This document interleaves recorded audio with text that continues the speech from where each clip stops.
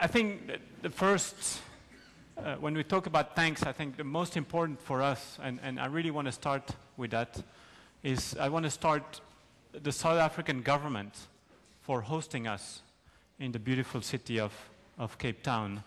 And I want to thank one particular person who really has helped us make this possible, who is Ken Terry, sitting here in front, without whom this would have never been possible. And Ken, you also have a fantastic team. I think we've all been impressed on how everything has just fallen into place and how everything is just seems so flawless.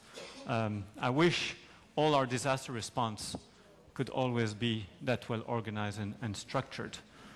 Ken is the head of the Disaster Management Center of South Africa. He actually started his career in the military, which is probably a good place to learn how to plan and how to execute. But he then went to work in the President's Office of South Africa, and we had a very interesting conversation yesterday about his experience working with Mandela, Thabo Mbeki, Zuma. That tells you about the caliber of the person. Ken is now really shaping up the disaster risk management agenda in South Africa. We all look forward to work with him. Ken, I'm going to give you the floor. I'm sure you have, I know you have a few words to say, and then we're going to go for the fun.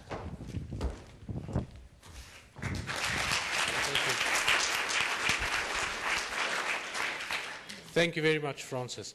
It's quite nice to see that there are such a number of people that have stayed behind to listen to us and to be at the actual closing session. This has been an unbelievable 3 days, very gratifying. To be in a room and in conferences and listen to speakers that really take the business of understanding risk seriously and are passionate about it.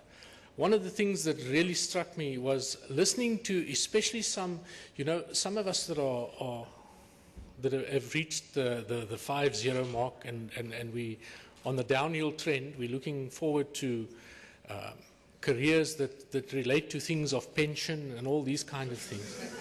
And you sit and you listen to some of these young people that are coming, that are so passionate, that spend so much of their private life and their private time giving back and really passionate about the business of risk reduction and understanding risk and disaster management.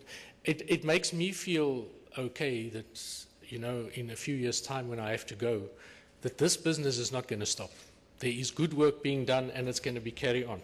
And the whole concept of risk reduction, the encouraging part is that these young people are going to take us forward. And the exuberance of the youth sometimes is a very positive thing and not so negative as some people want to see it. The forum focused on so many issues. And one of the underlying issues that have come up over the past few days is how we get down to the communities. How do we get the traditional leadership? How do we get the people in the real urban areas involved? And that's for us in South Africa is one of our biggest risks in itself, is to get the message across to everybody to understand risk. We heard what the mayors had to say. And a lot of the time you hear it from a political perspective, but we are the ones that have to do it. We are the ones that have to, all these nice things that they sit in the councils and decide on, is to go and practically make these things work. And the challenge that we have, especially in our country, and I'm sure on the African continent, where it's been said a number of times, the huge amount of poverty and inequalities that there are, is getting down to the real grassroots level and getting people to understand that risk reduction and the understanding of risk, disaster management, all the aspects is what the minister had said at the opening statement is disaster management, as we call it, is everybody's business. This is not something that all the academics sitting over here, all these very intelligent people that can read and write, that can listen to beautiful presentations and see slides that make a whole lot of sense to us, although I must confess some of them were a bit mind-boggling. But we listen to these and we have a clear understanding. I live in the southern part of Africa, and there was a presentation I listened to this morning from Namibia, and then you only realize, but what we do has an impact on what they do. There are barriers that we need to break down. And these kinds of sessions is about breaking down those barriers, breaking down the silos that we live in, getting rid of this concept of, and it is true, somewhere along the line in my life, I also tried this academic thing, and it was around in the business world, and my concept of making things work was the first thing you remember is cash is king, and you look at the numbers and how do you crunch the numbers, but how do you equate those numbers to the lives of people? How do you equate those numbers to the very most vulnerable people that are affected by all the issues that were raised at different levels? And then one realizes that the impact that we have on each other's lives, whether you're sitting in the United States or whether you're in Africa or whether you're in Europe, the impact is the same for everybody. These disasters know no boundaries. They don't understand religion. And in South Africa, the cultural diversity is quite huge.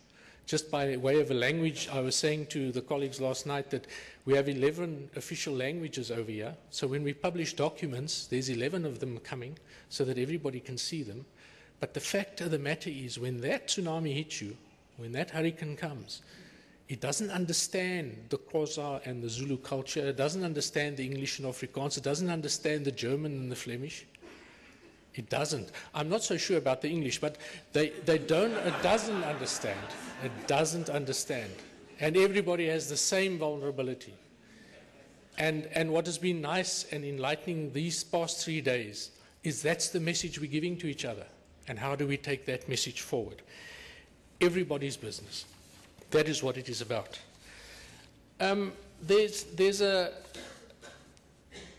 number of people that I also thought was important that I should say a very big thank you to before I close.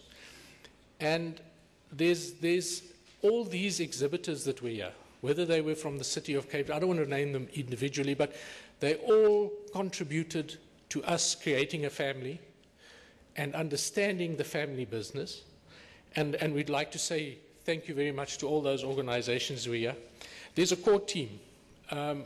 Francis said that there's a team that worked from us. We were under a bit of pressure in March when Dukle saw me for the first time and said that this forum has to take place here in South Africa.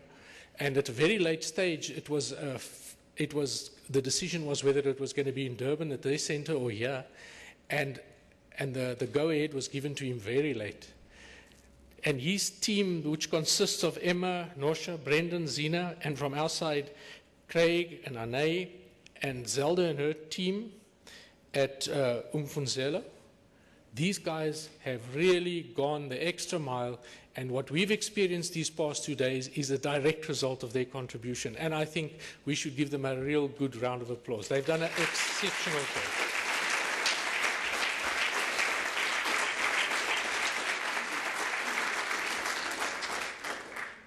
There's a few other people that I think we would not be doing what we're supposed to do if we don't say thank you to them. And the first one is Dr. Hildegard Fast, who also had to come and assist us. At a very late stage, we approached her. And those of you who were at the opening session, where she facilitated that session, and the session she facilitated this afternoon with the mayors, I think was done exceptionally well. And we want to thank her very much for that as well.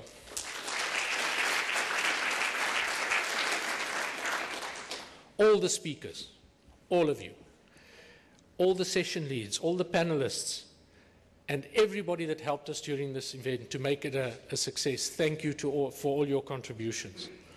There's a number of sponsors that we want to thank, but I want to highlight a few. This whole session would not be possible if the World Bank hadn't come to the party and presented what they've done to us. And the World Bank, the African region, is we've got Dukle and Jonathan sitting in front of you. Jonathan and Dukle, thank you very much. We've had a wonderful experience. We've created a family. You know, I was saying to somebody just now that in these sessions you speak to colleagues and you speak to ladies and gentlemen. I feel that we're a family over here, and this is not about a lady and gentleman and a colleague issue. And that's what we've created, and it is quite a unique thing. So Jonathan and Dukle, thank you very much from that. Now, one of the most important people is that cash is king concept, you know, the money bags and all these things, the GFDRR. Francis, who was standing in front of you so eloquently, Francis, they were the major sponsors in terms of the finances, and we want to say thank you to you as well. Obviously, without that support, we would not have been able to deal with this whole 3 days. In closing, there's a couple of remarks I want to make, and we need in our fraternity to start thinking of the unthinkable. Those of you who attended that session, we have to get past the norms. The statistics are not going to help us. They are really not going to help us, because all these disasters have no barriers and they have no stats that they work according to. They've got their own barriers and their own stats. And we've seen that in all the presentations. The countries where we think that the preparedness levels are really exceptional, when the disaster comes, they find out that they didn't think out of the box. The unthinkable was not there. That is quite profound. We need to find ways of breaking down the silos that we live in. And that is something about the information sharing. We were able for 3 days to share information with each other in such a comfortable and easy way, and for us all to understand. But it shouldn't stop here. I can understand that knowledge is power. I understand that. But the kind of knowledge that we should need to share amongst each other is not about a power base. It's about the human life and how we take the prosperity of the world forward. And the last aspect is, how do we get this message to the most vulnerable people out there? They're not going to understand the presentations. They're not going to understand those beautiful photographs that we put up there and all the scales and the graphs. They're not going to understand that. The most vulnerable communities, those traditional leadership that we have to approach, those are the people that don't read and write. I'm speaking from a South African context, and I'm sure in the rest of the world, is how do we take the information that we've shared with each other? How do we simplify that? How do we get it down to grassroots level for everybody to understand? If they don't understand the business, I don't care what the politicians are saying. If they don't understand the business, they cannot help us. And disaster management is everybody's business. You know, we all deal with disasters on a daily basis. So the concept of disaster is not there. I mean, if my wife stands in front of me and she says to me, have I put on a bit of weight? There's 3 ways in which I can answer. Now, this is where this disaster management concept comes in. You know, I can ignore her and make as if I didn't hear her, hoping that she thinks that maybe I should not ask this question again, it'll go away. 99% of the time that doesn't happen. Or if you're lucky like I am, that you had a father that warned you about all these things and said, you say, no, it's perfect, nothing is wrong. And then there could be the disastrous one that you could be quite honest and sleep in the bath for the next 3 weeks. So it's about managing risk, and that's what we are doing.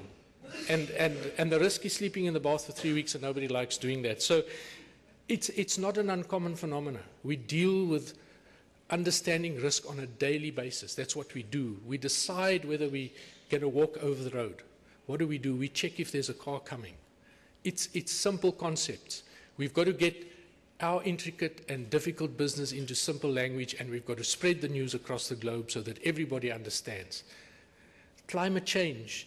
If I go into a rural community and I try to tell a traditional leader over there about climate change, I mean, he's going to think that, first of all, I'm in South African context, I'm a bit pale, so he's going to think I'm some funny, evil alien that's arrived over there trying to tell him something that is not going to work.